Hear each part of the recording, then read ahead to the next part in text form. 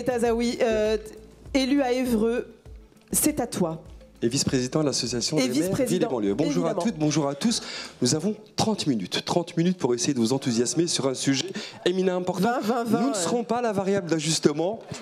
Je tiens à le dire, il a déjà fallu négocier les 30 minutes, on essaiera de faire en sorte de ne pas aller au-delà, mais le sujet est éminemment important parce que, en filigrane, sur tous les sujets qui seront traités dans cette journée, que ce soit les questions liées à l'emploi, et donc l'emploi comme facteur d'émancipation sociale, que ce soit l'éducation comme liée à l'égalité des chances, que ce soit l'habitat à travers le renouvellement urbain ou les questions liées au peuplement, il y a un sujet qui est éminemment important et sur lequel finalement on met très peu l'accent, c'est celui de l'image des quartiers. Quelle image pour le territoire?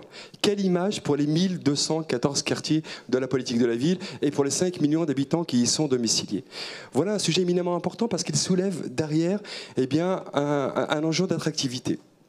Nos territoires, dès lors qu'ils vont mal, dès lors qu'il se passe un certain nombre de choses, c'est tout un pan de la population finalement que l'on jette en pâture, je vais l'exprimer comme ça, pour pas être trop négatif. La question de l'image du quartier, entre l'hypermédiatisation de l'échec, entre l'hypermédiatisation de la réussite, on a 5 millions de nos concitoyens qui aspirent à vivre en toute normalité, en toute banalité. Et donc se pose la question du traitement médiatique de ces territoires. De quelle manière ou dans quelle mesure finalement on rend compte d'une situation, d'un environnement, d'un quotidien qui est beaucoup plus complexe que celui qu'on nous donne à voir au quotidien, que ce soit dans les chaînes d'information en continu, dans les grandes rédactions, dans les médias mainstream. L'idée, c'est de quelle réalité on rend compte. Et comment on fait en sorte de lutter contre l'essentialisation. Parce que notre pays souffre aujourd'hui d'essentialisation et de généralité. Entre caricature et présupposé, entre fantasmes et inquiétude, nos 5 millions d'habitants, ils sont comme vous et moi. Ils n'espèrent qu'à se lever le matin, tranquillement, aller travailler, rentrer chez eux et à vivre en paix et bien éduquer leurs enfants. Sauf que ce n'est pas toujours l'image que l'on renvoie. Et les conséquences sont pénibles, parce que derrière, quand on a des événements qui viennent finalement frapper nos territoires, c'est le marché immobilier qui s'effondre, c'est les acteurs économiques qui désertent les territoires, ou ceux qui étaient prêts à s'y installer qui ne s'y installent plus. Alors même que sur ces territoires-là, bien plus qu'ailleurs, là où on essaie de nous faire croire que ce sont les territoires perdus de la République, nous, ce qu'on essaie de dire et de le vérifier par les faits, c'est que ce sont les territoires gagnants de la République. Et sur ces territoires, la solidarité, vous le savez, elle y est beaucoup plus importante qu'ailleurs. Moins on a, et plus on est prompt à partager. Face aux discriminations, on crée sa propre entreprise. Sur ces territoires, 20% de notre jeunesse y est domiciliée. Et donc l'avenir du pays passe aussi à travers ces territoires. Pour en parler, et ce que je vous propose, et si vous le voulez bien, c'est d'abord de visionner, pour être dans le vif du sujet, et pas perdre trop de temps, c'est de visionner 3 témoignages de journalistes, Radio France, BFM, et notre amie Nora Hamadi, qu'on ne présente plus. Pour BFM, je crois que c'est, je vais reprendre mes notes, Camille Anglade, Nordine Zidane pour Radio France, Nora Hamadi, Magnéto Serge. Bonjour, je suis Noureddine Zidane, je suis rédacteur en chef à Radio France et dans cette période qui est malheureusement très agitée, je crois qu'il est important plus que jamais de restaurer la confiance avec notre public, nos publics, avec des médias qui ressemblent à notre société, que ce soit dans les rédactions mais également dans les contenus que l'on propose. Et c'est important d'avoir une diversité de voix, de parcours, de profils et surtout d'aller sur le terrain. C'est un peu la base, mais on l'a parfois oublié. Et je crois qu'il y a quand même une vraie prise de conscience. Les rédactions sont prêtes, le public également est prêt, il attend ça. À Move, on le fait tous les jours auprès d'un public jeune, mais c'est également valable dans d'autres médias. Et des outils qui vont nous permettre de nous aider à détecter, solliciter des profils un petit peu différents. C'est précieux car c'est ce qui va nous permettre également de proposer des contenus, des informations qui sont différentes et qui seront les plus représentatives de la France d'aujourd'hui. Bonjour à tous, je vous parle depuis la rédaction de BFM Paris-Île-de-France parce que pour nous, dans les BFM régions, au nord, au sud, à l'est, à l'ouest de toute la France, il est important d'aller partout où sont les Français pour parler de leurs problématiques quotidiennes, les galères de transport, la météo, mais aussi toutes les initiatives très positives que l'on peut trouver partout, en dehors des grandes villes et dans ces quartiers justement qui font la richesse de notre pays. Parce que je crois que les quartiers ont droit à la normalité. La normalité, ça veut dire être traité comme les autres, notamment dans la dimension médiatique. Voilà, il faudrait aussi pouvoir accéder aux droits communs. On devrait pouvoir parler des quartiers populaires pour la rentrée, pour Noël, pour les fêtes religieuses, évidemment, mais aussi pour les vacances, pour d'autres sujets. Et c'est pour ça qu'il faut absolument soutenir l'association Vue des quartiers, parce que c'est aussi parce qu'on crée du lien entre les acteurs des quartiers populaires et les médias que le regard peut changer. C'est quand même faire preuve de beaucoup d'audace que de demander à des médias et à une association d'élus de conjuguer leurs efforts de manière à partager leurs intérêts. L'intérêt des journalistes, c'est d'avoir un vivier sur le territoire d'habitants, de forces vives, acteurs économiques, acteurs associatifs, pour raconter leur quotidien en toute objectivité. Pour les élus locaux que nous sommes, l'intérêt, c'est l'attractivité de nos territoires et de rendre compte de la réalité dans sa complexité. Pour en discuter et pour vous dire les raisons pour lesquelles nous avons créé cette association qui regroupe et des médias et des élus locaux, qui s'appelle Vue des quartiers, j'accueille Anthony Lee. Bonjour Anthony. Bonjour. Antoine. Délégué éditorial et en charge de la diversité et de l'égalité des chances. Merci Antoine d'être présent, d'être parmi nous.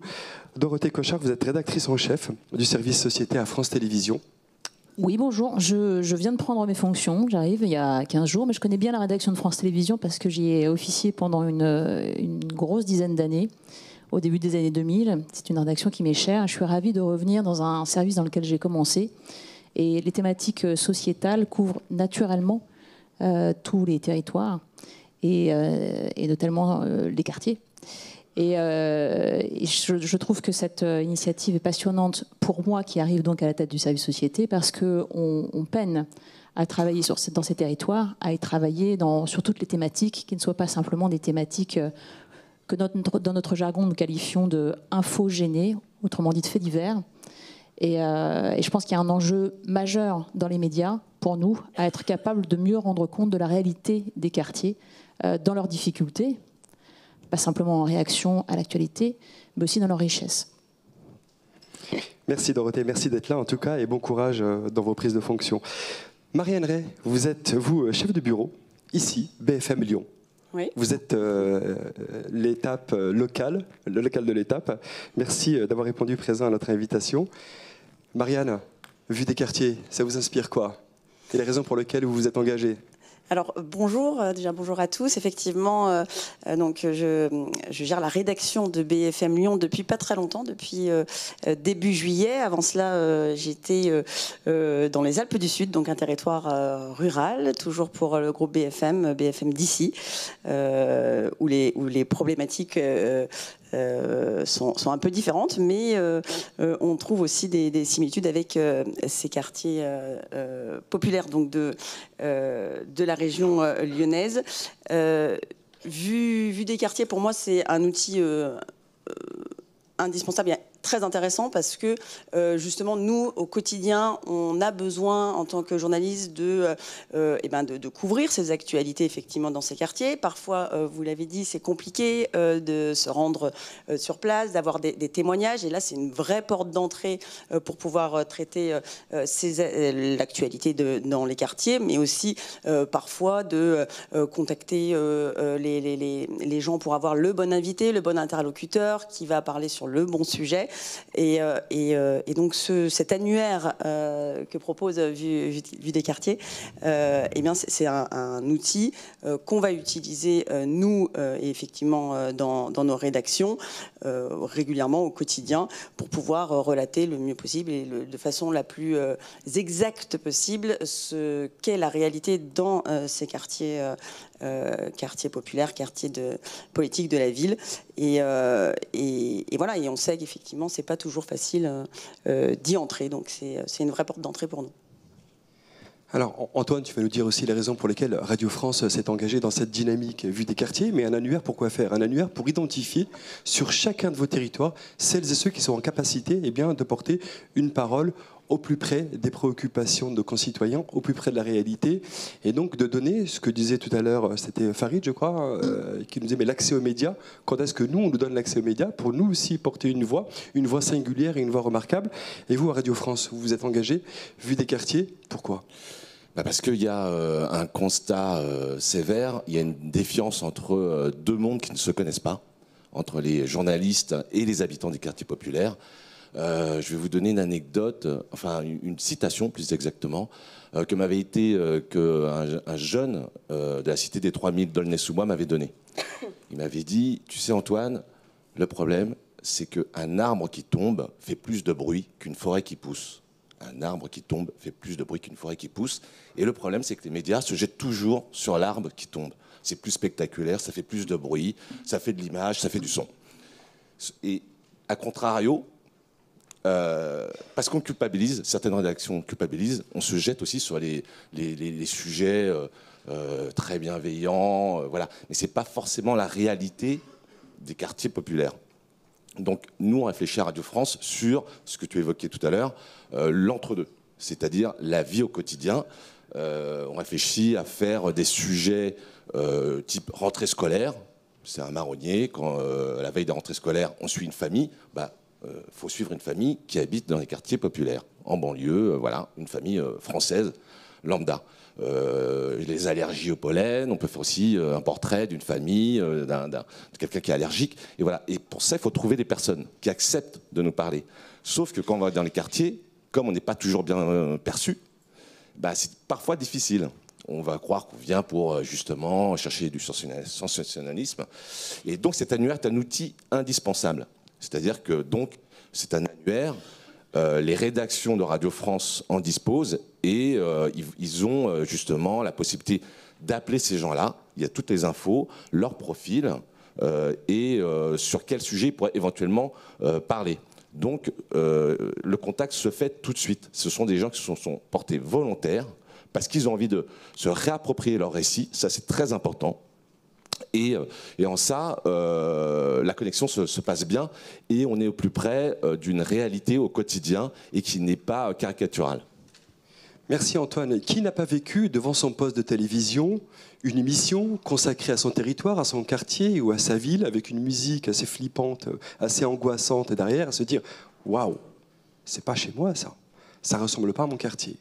Ou alors la manière dont c'est amené, c'est vraiment d'aller chercher les petits sujets comme ça qui fâchent et de pousser le curseur ou la focale sur le côté obscur de la force de nos territoires, ce qui ne représente finalement qu'une infime minorité de ce qui peut se passer sur le territoire. Et donc, d'où la défiance, probablement, Antoine, que tu décrivais, entre nos concitoyens et la manière dont les médias sont traités. Est-ce que vous pensez, vous aussi, Dorothée, que cet annuaire va permettre de redonner de la confiance, de rapprocher nos concitoyens, en particulier sur ces territoires, avec les médias que vous dirigez et dans lesquels vous occupez des responsabilités ? Alors oui, absolument. Je me permets quand même de souligner, parce que je partage votre opinion. Néanmoins, je me permets de vous souligner que cette infime partie de la réalité des quartiers, on vient d'en parler pendant 3h30. Donc elle n'est pas si infime que ça. C'est-à-dire les problèmes de sous-financement qui font apparaître et qui peinent à faire sortir les quartiers des difficultés ultra concrètes, c'est quand même ce qui nous a animés pendant 3 heures. Donc ça n'est pas rien. Et on n'est pas à côté de la plaque quand on évoque ces problèmes-là. Bien. La deuxième chose, et je vais répondre à votre question, c'est que je ne suis pas certaine que chacun ici connaisse la réalité du travail d'un journaliste télé en banlieue. Moi, je le rappelle, je radote un peu, 11 ans reporter, j'ai travaillé en banlieue. Lorsque vous arrivez en banlieue, quelle que soit la thématique qui est la vôtre, quelle que soit votre intention, y compris pour des sujets de fond, qui sont intéressants, qui ne sont pas caricaturaux, vous êtes en danger. La réalité, c'est ça.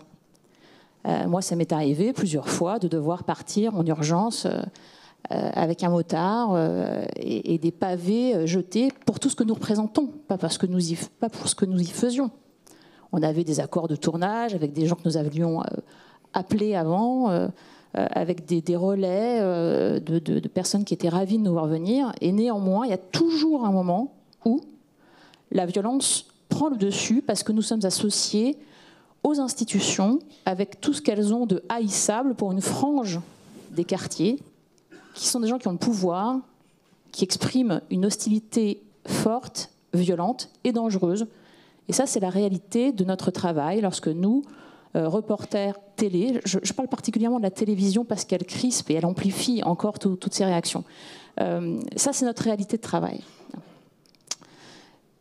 Donc dans ce contexte-là, je me permets de le rappeler là encore parce que je pense qu'on ne mesure pas cette haine à laquelle sont confrontés les reporters, qui bien évidemment, je vous rejoins, est loin d'être majoritaire, mais c'est celle qui s'exprime et c'est celle à laquelle nous sommes confrontés.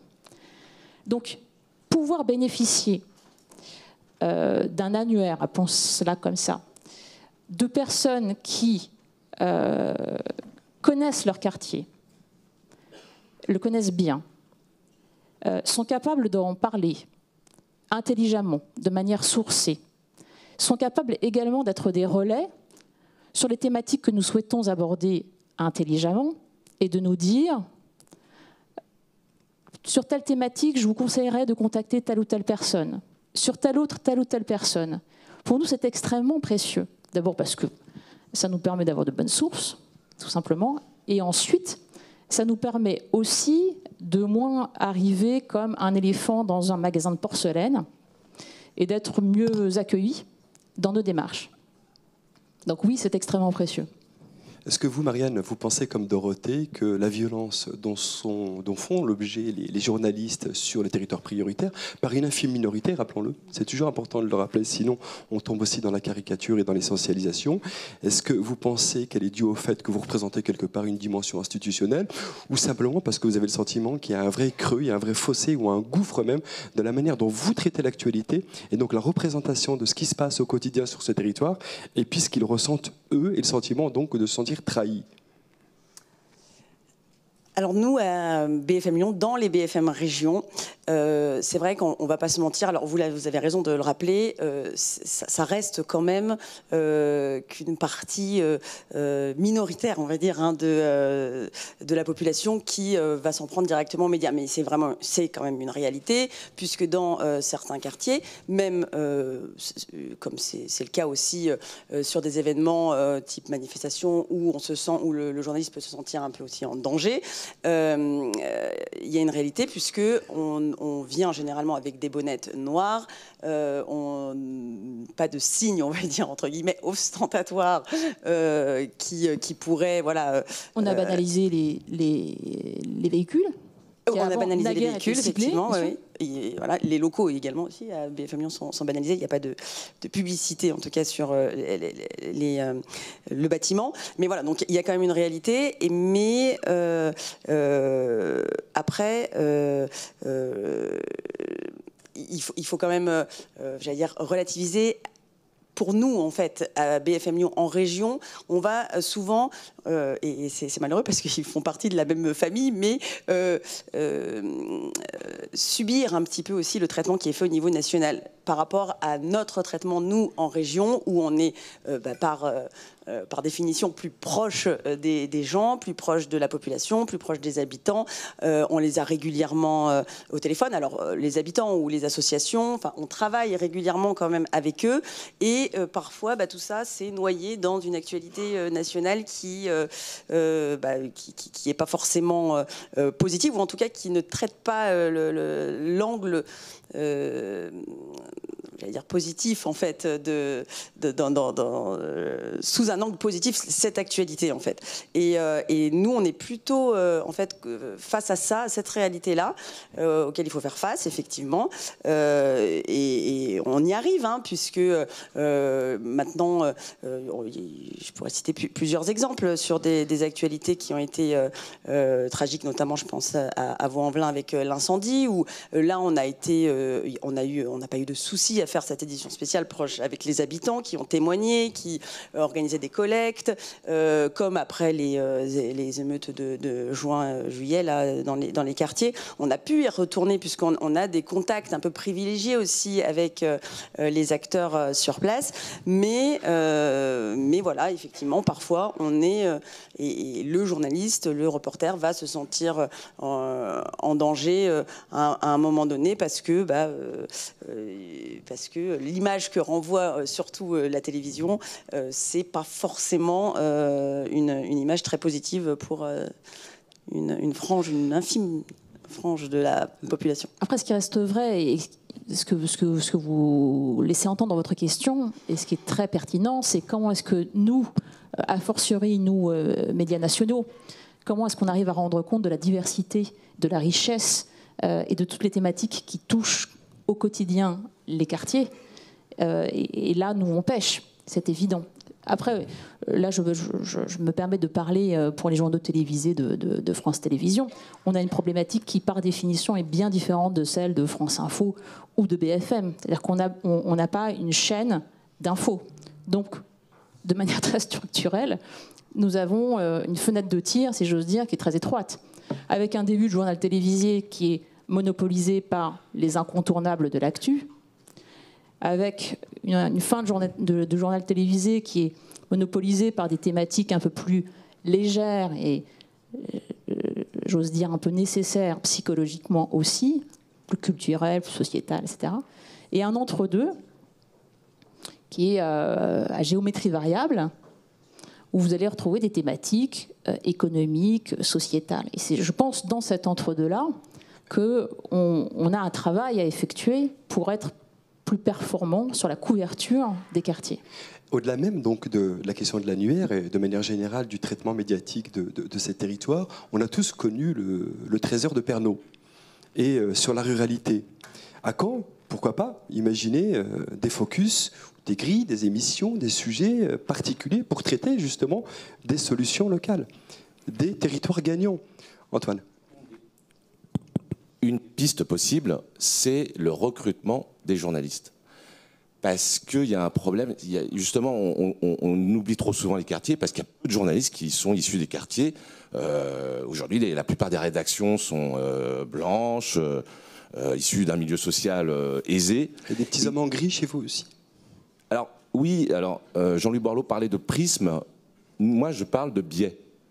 Et ce sont des gens qui arrivent avec leur histoire, leur éducation, et qui est très éloigné de la vie des quartiers. C'est pas leur sujet en fait. Et c'est pour ça que lorsqu'on dit moi je me souviens quand j'étais reporter à Canal, le rédacteur en chef il venait à la table des reporters, il disait tiens il y a un sujet à faire en banlieue. Et là tout le monde regardait ses chaussures. Et en fait il me filait à chaque fois le sujet parce que moi j'ai grandi à Vitry-sur-Seine. Donc je connaissais les codes. J'étais prudent, mais j'allais pas avec la peur au ventre. Et je jette pas la pierre à mes anciens collègues, parce que c'est vrai que quand vous connaissez pas les codes, vous pouvez avoir peur. Vous entendez ce qui se passe, les agressions, les vols de caméras. Moi, j'étais une fois victime d'un vol, mais voilà. Et donc, une des pistes de solution, une des solutions, ça serait de recruter des gens issus des quartiers. Et là, il y a une prise de conscience de la part des rédactions. Par exemple, concrètement, tous les mois et demi, les responsables RH de grands médias se réunissent. Il y a Radio France, France Télé, BFM, Le Monde, Libération, l'AFP, et il y en a bien d'autres. Et donc tous les mois et demi, on mène une réflexion, un atelier de réflexion, on réfléchit à comment faire pour ouvrir les portes des rédactions des grands journaux. Et aussi, on échange les bonnes pratiques, que ce soit pour l'alternance, pour le recrutement, quels sont les critères qu'il faut privilégier au moment du recrutement. Tout ça pour qu'il y ait plus de diversité dans nos rédactions, donc plus de diversité dans les points de vue. et dans les angles et dans et j'allais presque dire les préjugés. Justement, des gens qui seraient issus des quartiers sauraient de quoi ils parlent. Parce que lorsqu'on va voir un rédacteur en chef et qu'il y a un sujet à faire en banlieue, ben, le rédacteur en chef, il a les clichés dans la tête. Il imagine des choses sur la banlieue et il attend ça. Et il faut qu'il y ait des journalistes qui soient issus de ces quartiers-là, qui connaissent concrètement ce qu'est les banlieues, pour pouvoir défendre justement un point de vue différent que celui qu'a imaginé le rédacteur en chef. Merci Antoine.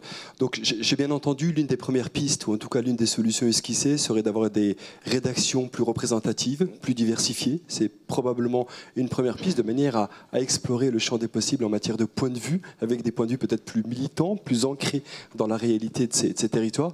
Marianne, vous imaginez d'autres pistes, et BFM TV quand même.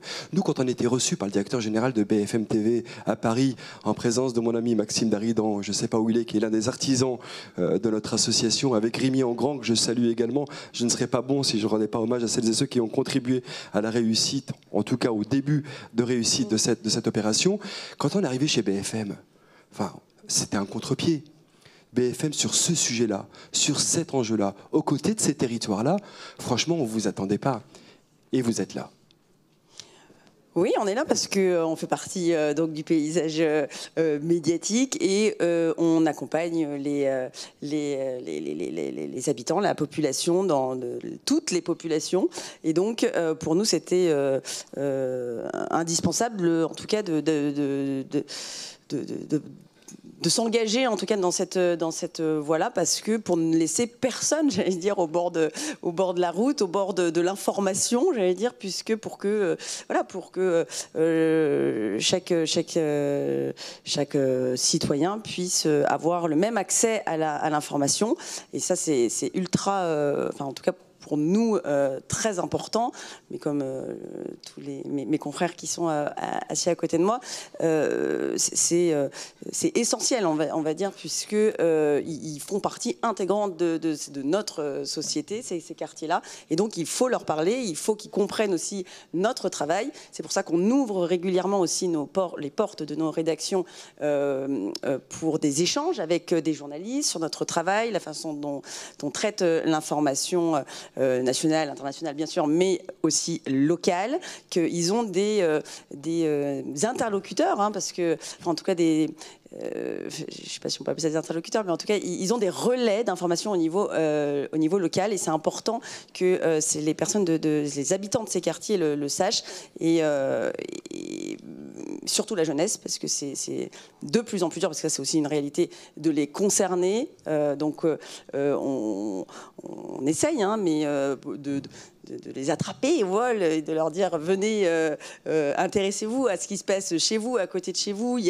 Parce que par le biais de plein d'émissions d'ailleurs qu'on peut proposer aussi sur nos chaînes, des magazines thématiques, des magazines emploi, des magazines planète locale, sur des initiatives qui sont faites dans ces quartiers-là d'ailleurs aussi. Et c'est pas toujours évident effectivement d'attraper cette jeunesse. Quand je parle jeunesse, c'est vraiment les 18-25, mais on ne désespère pas, et c'est pour ça qu'on est présent aujourd'hui, en tout cas autour de cette table. Je suis élu dans une agglomération qui est plutôt une agglomération rurale dans le département de l'Eure. Les dernières élections législatives, on a eu un raz-de-marée Rassemblement National avec 4 députés RN et un député LFI. Là, on avait 5 députés En Marche. Quand je discute avec les maires de l'intercommunalité, de communes rurales, ils me disent « je ne comprends pas, il n'y a pas d'immigration chez moi, il n'y a pas d'insécurité chez moi, le cadre de vie est plutôt sympa, et pourtant mes concitoyens votent Rassemblement National ». Ils me disent « la télé ». Ils sont assis devant leur poste de télévision, et ce qu'on leur donne à voir, et en particulier sur ces territoires-là, eh bien, ils les font flipper. Et ils se disent « aujourd'hui c'est là-bas, demain c'est susceptible d'arriver chez moi ». Est-ce qu'on n'a pas une responsabilité les uns et les autres, nous élus locaux aussi, hein. Jean-Luc Borloo le disait tout à l'heure, les quartiers de la politique de la ville, c'est l'affaire de la nation. C'est une affaire de responsabilité collective et partagée. Vous les médias, et ce sera le mot de conclusion, puisqu'on me fait des signes, et on arrive à nos 30 minutes. Dorothée. Et si vous avez des pistes de solutions aussi, vous qui influez sur les journaux de 13h et sur les journaux du matin, on est naturellement preneur. La question que vous posez évidemment qu'elle est pertinente et on a évidemment la réponse dans votre question. La réflexion à mener, c'est comment est-ce qu'on constitue un journal télévisé, quelles sont les priorités que nous y mettons.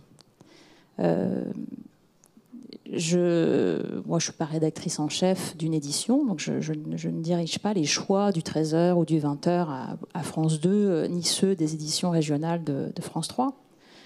De la même manière, lors des tables rondes qui ont précédé la nôtre, de la même manière qu'on y disait qu'il fallait à un moment donné une volonté politique et qu'il ne fallait pas oublier que la volonté politique fait la différence, de la même manière, les lignes éditoriales des éditions, c'est-à-dire qu'est-ce que nous souhaitons privilégier, sont importantes.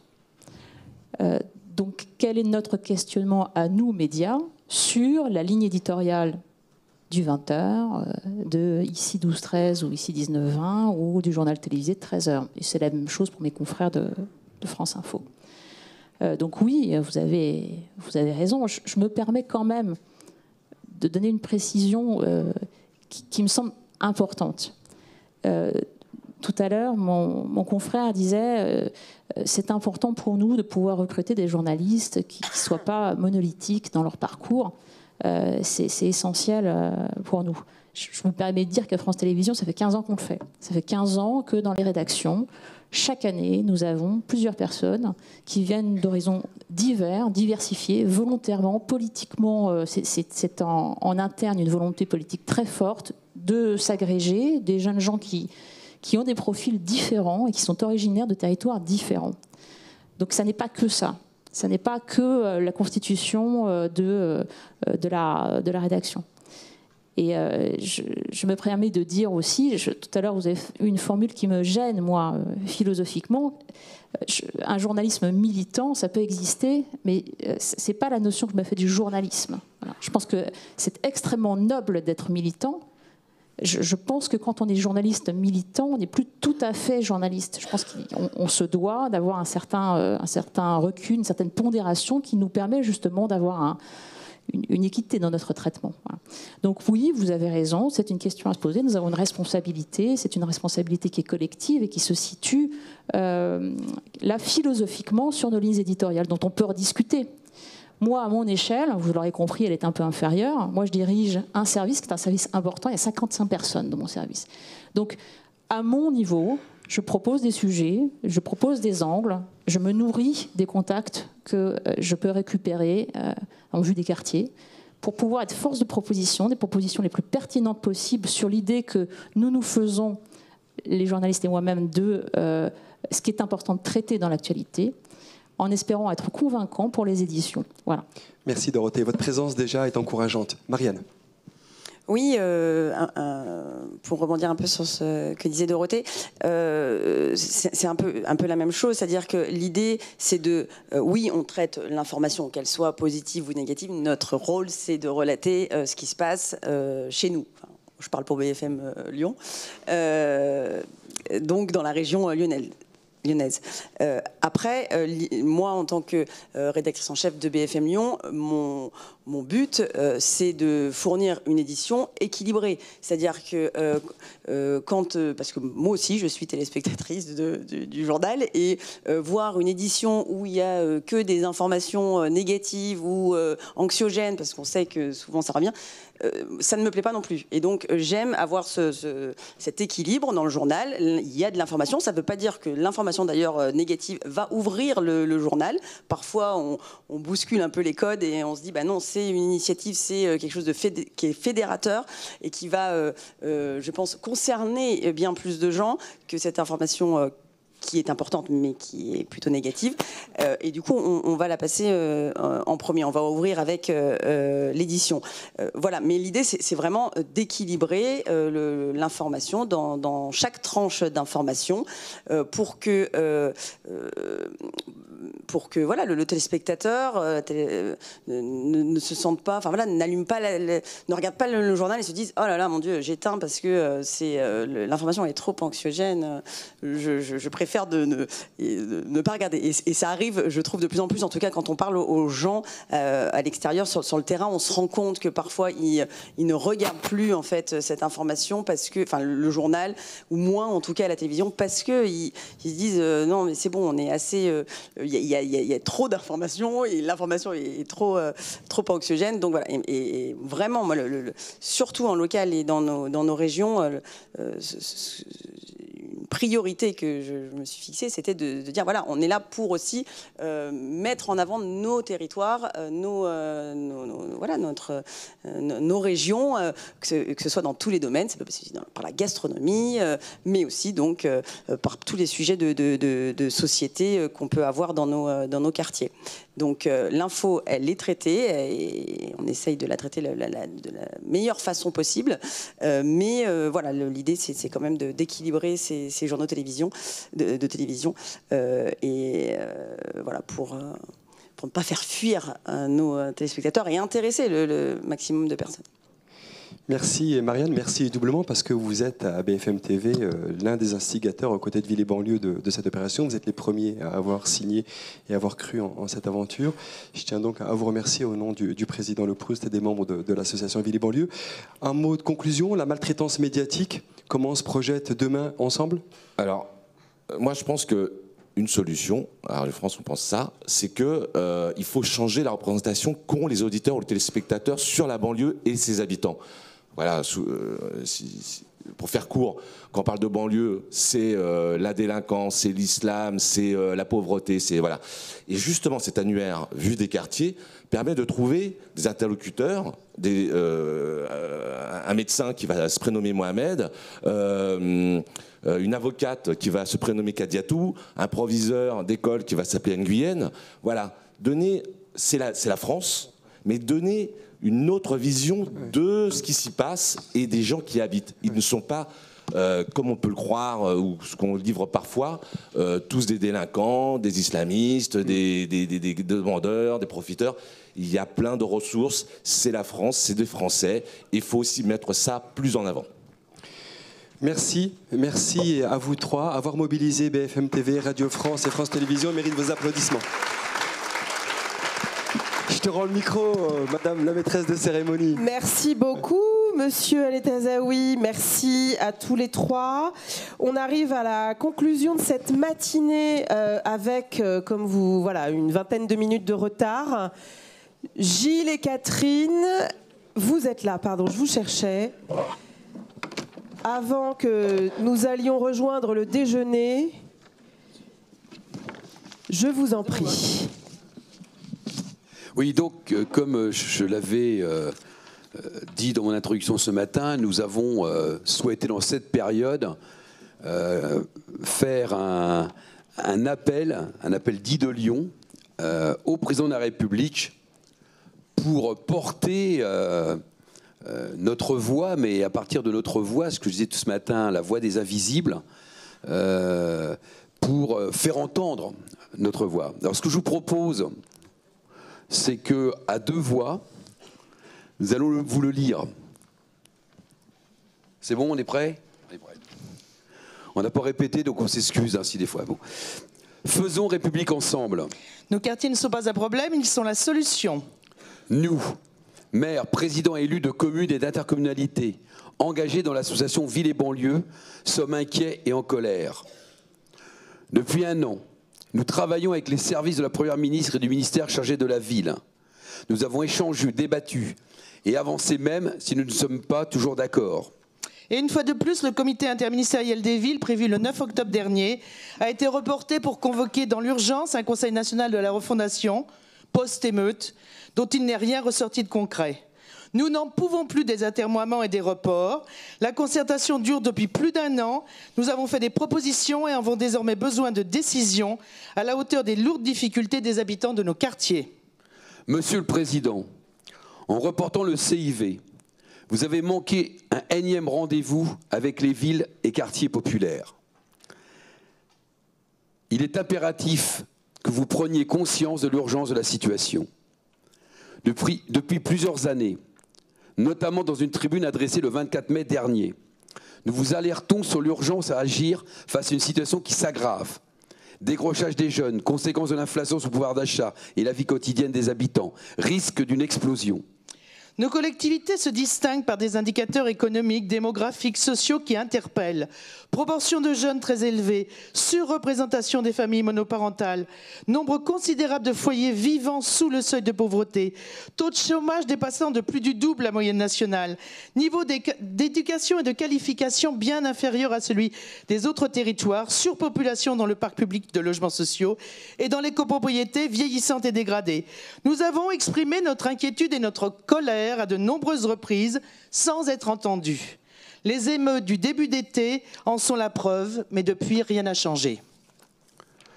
Nous n'avons jamais baissé les bras. Nos quartiers recèlent des trésors d'intelligence humaine, de créativité, de force d'engagement. Ils sont des territoires où les élus locaux, les associations, les acteurs de proximité expérimentent, agissent et obtiennent de belles réussites. Les choses bougent et Ville et banlieue œuvrent à promouvoir ces initiatives et à les déployer. En 40 ans, nous n'avons jamais changé de message. Les banlieues ne sont pas un problème, elles sont la solution. Cette année, plus que jamais, nous le portons haut et fort face à des situations de plus en plus complexes et insoutenables. Nous avons besoin que vous le portiez à nos côtés et que vous donniez aux acteurs de terrain les moyens d'aller plus loin. Ensemble, nous devons nous mobiliser et nous appuyer sur les initiatives et solutions qui existent sur le terrain en travaillant autour de 5 axes majeurs. L'éducation, pour une égalité réelle par le scolaire et l'extrascolaire, grâce à une école dotée, des moyens qui lui sont dus et au déploiement des cités éducatives. La tranquillité et la sécurité publique par une approche préventive de cohésion sociale et de proximité au cœur des quartiers. Par la formation professionnelle, le plein emploi durable et l'entrepreneuriat, qui sont les conditions indispensables au développement social des quartiers. Par la rénovation urbaine durable, par l'accroissement et la pérennité des ressources d'une agence nationale pour la rénovation urbaine souple et réactive aux besoins. Et par la transition écologique et énergétique, notamment pour l'habitat précaire. Les habitants des quartiers populaires ne doivent pas être les oubliés de la lutte contre les effets du changement climatique. Il est urgent d'agir. Nous ne pouvons accepter qu'en France républicaine perdurent des inégalités flagrantes, des discriminations, une certaine stigmatisation. Comme le président de la République, vous devez prendre en compte, comme président de la République, vous devez prendre en compte ce que vivent les habitants des quartiers populaires et affirmer votre volonté de rétablir la justice sociale. Nous devons ensemble porter l'espoir pour toute la nation et montrer que les quartiers populaires sont une richesse pour le pays et qu'ils recèlent eux-mêmes un potentiel vers l'égalité et la justice. Monsieur le Président, nous vous appelons à prendre en compte les solutions de terrain initiées par les maires, et les mairies et les intercommunalités, à les faciliter grâce à des financements à la hauteur des besoins et à les déployer à l'échelle nationale. Nous vous appelons à réimplanter les services publics locaux et nationaux au cœur des quartiers populaires. Nos quartiers ont besoin d'une police renforcée, mais aussi mieux formée, pour réinventer la relation entre police et population, et en particulier entre police et jeunesse. Mais ils ont autant besoin de services d'éducation scolaire, d'actions socio-éducatives, de prévention, de formation professionnelle, de petite enfance, des droits des femmes, d'assistance aux aînés, de santé, d'accès au logement digne et durable et aux énergies, de mobilité, de culture, de sport, de proximité, de soutien à la vie associative et citoyenne, de liens et d'accompagnement social. En 2017, suite à l'appel de Grigny, vous aviez promis de rencontrer régulièrement les maires.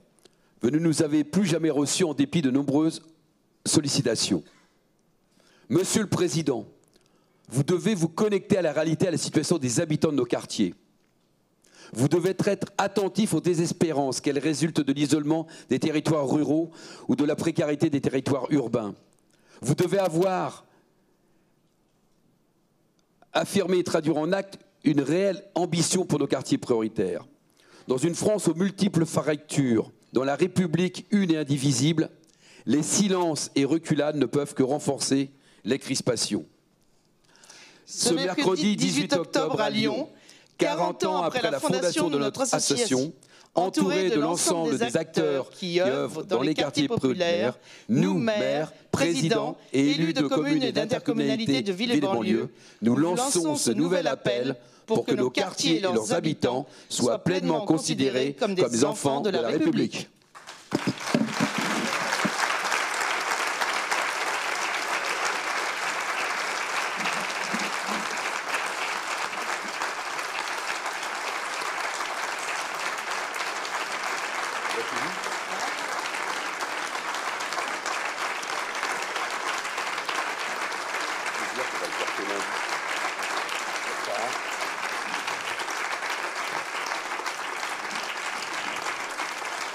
On fait le buzz du coup. Alors, en votre nom, il se trouve que lundi prochain, nous sommes tous les deux invités à l'Élysée. Et donc, ce n'est pas prévu dans le programme qui nous a été donné, mais rassurez-vous, nous porterons cet appel directement en main propre. Et nous le remettrons en main propre au président de la République. Merci Gilles Leprousse, merci Catherine Arenou. Cet appel de Lyon, espérons que voilà, il aille aussi loin que l'appel de Grigny et qu'il soit suivi d'effet. Merci à tous pour cette matinée, à tous et toutes. Je remercie particulièrement ceux qui sont intervenus: Thibaut Tellier, Catherine Arenou, Jean-Louis Borloo, Hélène Geoffroy, Renaud Epstein, Marion Carrel, Farid Lawa. Merci à tous. On se retrouve évidemment cet après-midi. Enfin, on se retrouve, pas moi, mais vous allez travailler, semble-t-il, demain encore avec l'Assemblée Générale. Et tout de suite, cher Gilles, c'est le déjeuner. Oui, tout à fait. C'est le déjeuner. Ouais, auquel vous avez convié. Et effectivement, c'était l'info que je voulais donner. Pour tous les élus présents et présents dans cette salle, je donne rendez-vous à 14h. À côté de Lyon, on va se restaurer avec votre écharpe pour faire la photo avec l'appel de Lyon. Merci. Et ce sera suivi d'une conférence de presse. C'est bien ça ? Précédé, pardon. Merci à tous et toutes. À tout à l'heure.